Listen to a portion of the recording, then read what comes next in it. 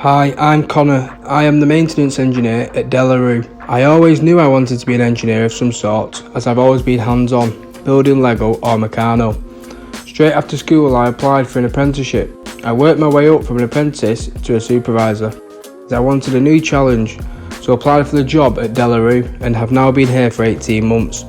My role is to maintain the machinery that produces money, whether that's foil or polymer. We have multiple machines. They can be about 3/4 the size of a football pitch. That's where the polymer notes are made. We tackle ongoing jobs first, and if there are no breakdowns on the machines, we check the non-urgent job system and get those done. I enjoy working here as it offers progression and I am learning new skills, which is really important. Don't let people put you down. If you are determined, you can get where you want to be.